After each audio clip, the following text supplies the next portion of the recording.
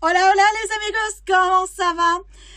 Alors, si je te dis qu'aujourd'hui on va aller visiter notre plus belle bête noire qui est l'organisation.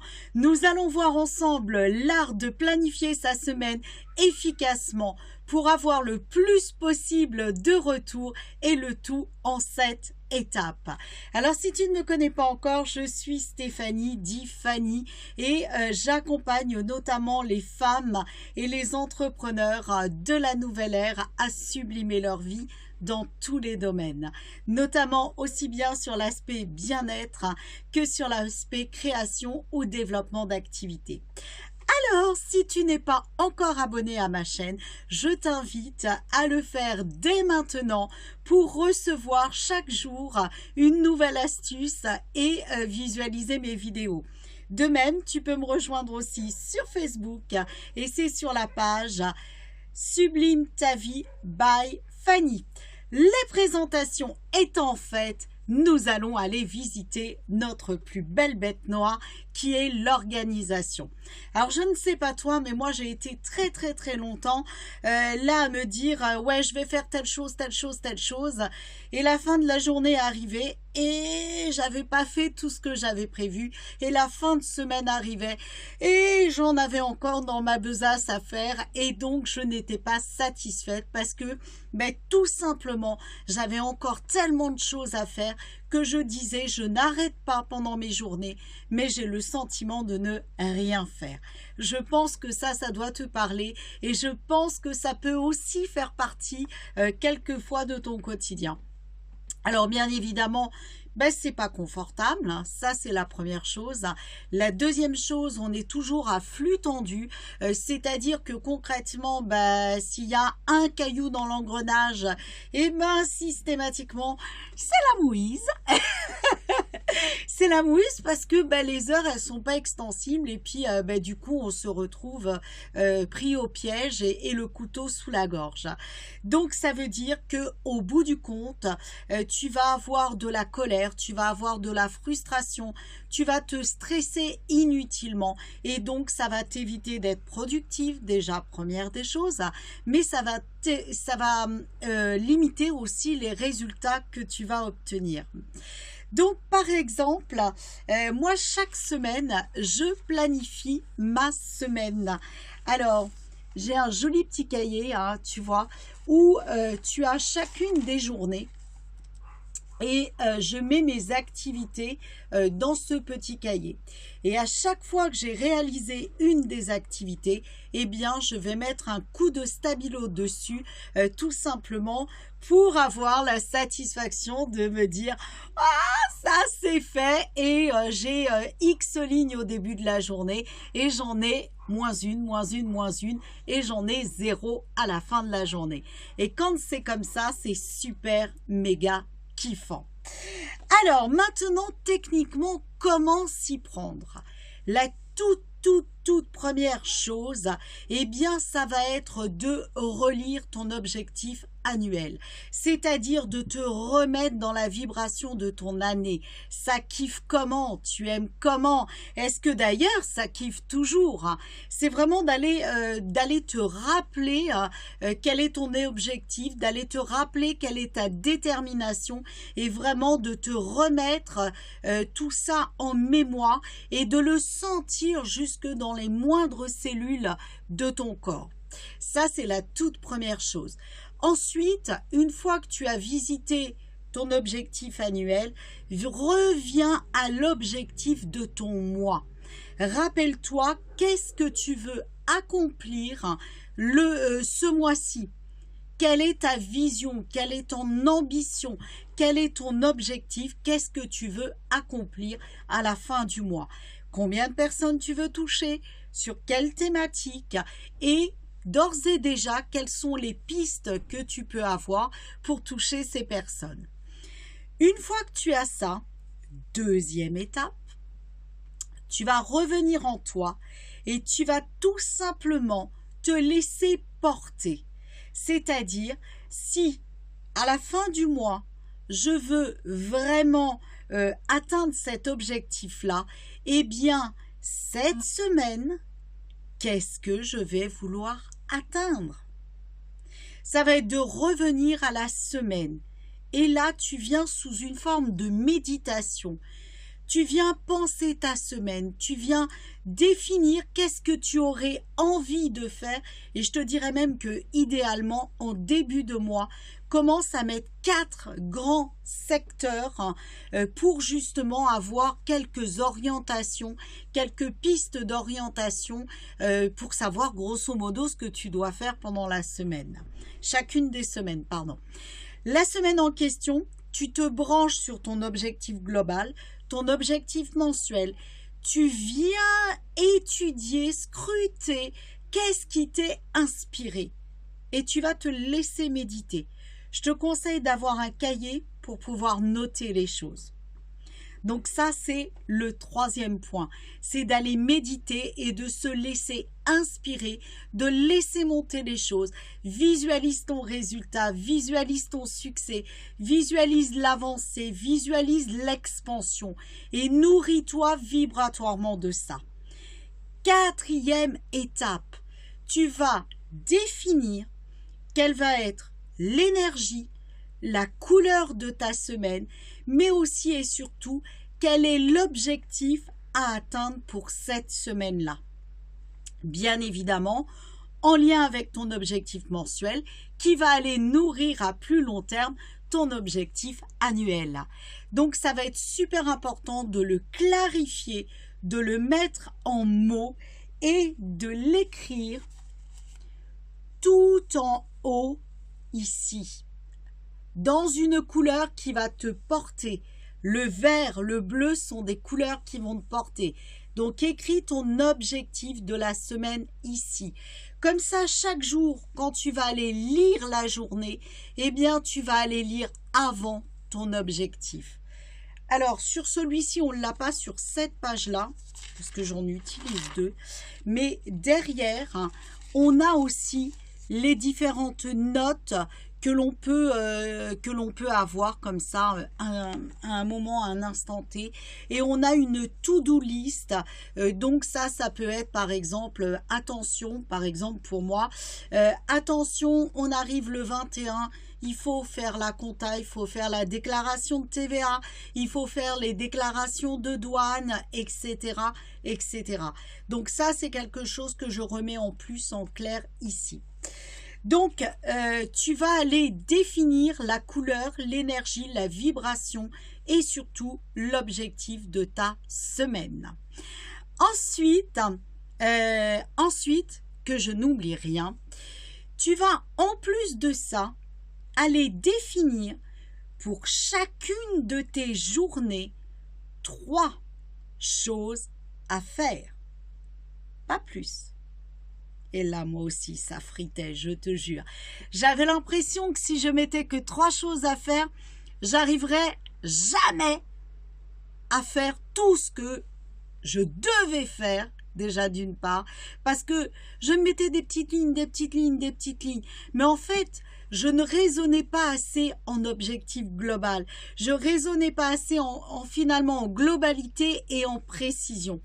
Donc, ça va être super important par rapport à ton objectif hebdomadaire, eh bien de séquencer les 3 choses principales, importantes, incontournables que tu dois faire chaque jour pour justement, à la fin de la semaine, atteindre cet objectif.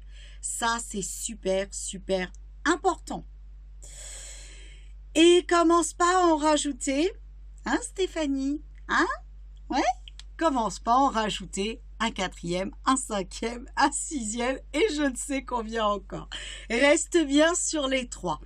Si par exemple tu te rends compte qu'il y a énormément de choses à faire et que tu es obligé de le séquencer en 10, 15, 20 points, eh bien c'est que ton objectif hebdomadaire, il est trop grand.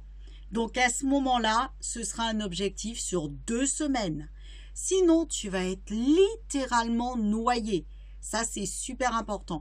Si tu en as trop, ça veut dire que l'objectif que tu te définis, tu ne dois pas le réaliser en 1 semaine, mais peut-être en 2, en 3, voire en 1 mois. Donc, c'est important, pas plus de 3 points par jour. Ensuite, j'ai mes petites notes, hein, comme d'habitude. Je deviens structurée, hein. Bah oui, parce que j'ai tellement de choses à dire, sinon les vidéos, elles font 1 heure. Et c'est affreux, c'est infernal. Il faut du temps après pour les voir. Alors ensuite, 5e étape, eh bien, ça va être de définir ton axe de communication pour la semaine, mais pour chacune des journées. Ça veut dire, qu'est-ce que je dois dire? Qu'est-ce que je vais lancer? Même avant de qu'est-ce que je dois dire? Qu'est-ce que je vais lancer? Qu'est-ce que je dois dire? Et tu commences à mettre tes idées en vrac de tous tes posts, de tes newsletters, de tes vidéos, de tes articles, etc., etc. Tu fais une liste en vrac de tout ce que tu dois publier. Ça veut dire quoi? Ça veut dire que tu vas mettre les thématiques. Si tu as une idée d'une image, tu vas la chercher directement. Comme ça va te permettre d'avoir une structure déjà débroussaillée, déjà préparée, et ça va te permettre de gagner du temps par la suite. 6e étape, définis dans ton agenda, qu'il soit sur ordinateur ou sur papier, définis dans ton agenda des plages horaires pour créer. Et ne me dis pas, parce que je l'ai fait, parce que ça marche pas. Ne me dis pas, je garde 10 minutes chaque jour pour créer chaque jour mes posts. Le lundi, tu gardes ta journée et tu vas travailler par paquet. Ça veut dire que tu vas faire tous tes posts en une fois, toutes tes vidéos en une fois. J'y suis pas encore. Toutes tes newsletters en une fois. J'y suis pas encore. Tu vois, je suis honnête avec toi. Je sais qu'il faut le faire. C'est ce que je commence à faire. Pour l'instant, j'arrive à travailler 2 jours par 2 jours. Donc là où je veux en venir, c'est que si c'est trop compliqué pour toi de vraiment tout planifier sur une journée et de vraiment travailler les 7 jours de ta journée, de ta semaine, pardon, eh bien, travaille 2 jours par 2 jours. Tu auras toujours une journée d'avance et comme chaque jour tu vas le faire, eh bien tu arriveras. Regarde, si tu travailles par 2 jours, le lundi tu fais lundi, mardi. Je te dirais idéalement qu'il faudrait faire plutôt mardi et mercredi. Ça veut dire que le vendredi tu as fait ton lundi, hein, de façon à pas courir. Donc, par exemple, allez, on va faire simple. Le lundi, tu fais lundi, mardi. Le mardi, tu fais mercredi, jeudi. Le mercredi, tu fais jeudi, vendredi. Le jeudi, tu fais... j'ai perdu lundi, mardi, mardi, mercredi, mercredi, jeudi. Tu fais vendredi, samedi. Et le jour d'après, tu fais dimanche et lundi. Et comme ça, il te reste même une journée dans la semaine pour faire d'autres choses. Si au départ, c'est compliqué, travaille-le en séquence comme ça, mais travaille-le par paquet parce que le fait de répéter, ça va te permettre de gagner énormément de temps. Donc, le septième point, eh bien, ça va être de créer un pacte avec toi-même. Ça veut dire quoi? Ça veut dire no excuse. J'ai décidé d'atteindre mon but. J'ai décidé d'avancer pour atteindre le succès que je me suis fixé, pour créer l'empire que je me suis fixé. Il y a 2 choses. Soit je le fais pas, je suis frustrée, je suis en colère. Est-ce que c'est ce que je veux? Ou alors, no excuse, et je fonce, et je fonce, et je fonce. Personnellement, ça fait un petit moment déjà, j'ai créé un pacte avec moi-même qui était le pacte du succès. J'ai créé un pacte avec moi-même qu'il n'y avait plus de place dans ma vie pour la médiocrité et que je voulais viser l'excellence, mon excellence, celle que je me définis. Et chaque fois, je me rappelle ces pactes, c'est-à-dire basta, ça suffit, on arrête de tourner en rond, basta, ça suffit, on arrête les excuses. Et qu'est-ce que je fais? j'avance, je fonce, j'avance, j'avance, j'avance. Il n'y a plus de place pour autre chose. Je veux avancer. Je veux le succès. Je veux réussir. Je veux aider un maximum de femmes. Je veux vraiment contribuer à permettre à ces femmes de la nouvelle ère d'être authentiques, d'être exceptionnelles, de kiffer leur vie, de sublimer leur vie. Et alors, il y a deux possibilités. Excuse égale tu ne les aides pas. Non-assistance à personne en danger. En tout cas, c'est ma définition. Je ne dis pas que ce sera la vôtre, mais en tout cas, c'est la mienne. Première chose. Deuxième chose, je me fous un coup de pied au cul, au papotin, et je fonce. Et c'est ce pacte-là que j'ai fait avec moi-même. Chaque jour, des fois je me dis, mais j'ai pas envie de faire ça. Ouais, mais ma fille, coup de pied au popotin, tu vas le faire.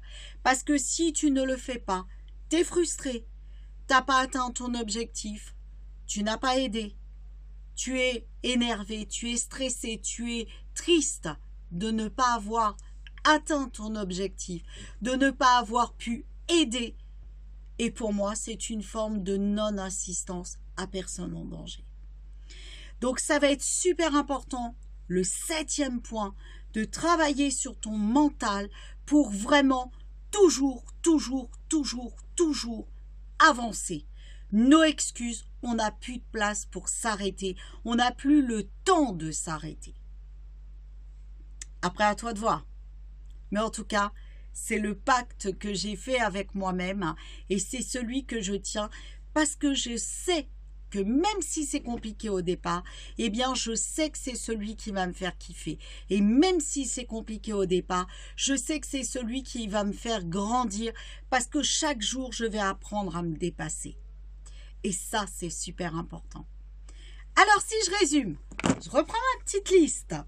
Le premier point, c'est vraiment, rappelle-toi ton objectif annuel, mensuel et, si tu as une idée, de l'hebdomadaire.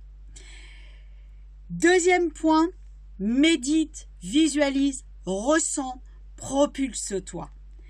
Troisième point, définis la couleur, l'énergie, la vibration de ta semaine. Qu'est-ce que tu veux atteindre? Définis ton objectif. Et comme je l'ai dit, idéalement, en début de mois, définis les 4 grandes lignes et vérifie juste si c'est OK, si ça évolue, si ça doit être transformé. Ensuite, 4e point, définis 3 actions, 3 objectifs à réaliser chaque jour. Et on ne détourne pas notre objectif. On le fait. 5e point, définis toutes les thématiques, tous les postes, définis ton axe de communication pour être sûr de vraiment être clair, de vraiment avancer dans le bon sens. 6e point, 6e point, définis des plages horaires pour créer tes contenus de façon à être libre pour faire autre chose après. Plus tu vas travailler en paquet, plus tu vas t'habituer et plus tu vas gagner du temps. Et 7e point, crée le pacte No excuses avec toi-même. Crée le pacte du succès. Je veux le succès, je vais vers le succès. C'est ça que je veux dans ma vie. Et ne contourne pas et ne te donne pas d'excuses pour ralentir. Et oui, ça passera par des coups de pied dans le derrière, des coups de pied dans le popotin, comme je dis. Mais mon Dieu, qu'est-ce que c'est kiffant après. Parce que les amigos, n'oubliez jamais que vous êtes la plus belle personne au monde. Vous êtes un diamant en puissance. Et ne laissez rien, ni personne, vous éloigner de vos rêves. Et la première personne qui va essayer de le faire, les amigos, c'est toi. Donc, crée ton pacte No excuses. Et si tu veux une vie sublime, une vie de rêve, eh bien déjà, première chose, Ne travaille peut-être pas tout seul parce que c'est super compliqué de travailler toute seule. Fais-toi aider par le moyen, la technique qui te convient, mais en tout cas, fais-toi aider et avec la personne avec qui ça vibre dans ton cœur. Et deuxième chose, agis. Agis parce que tu vas kiffer. Voilà les amigos que j'avais envie de vous partager. Vraiment, osez kiffer la puissance de votre destinée maintenant et nos excuses. On se dit à demain.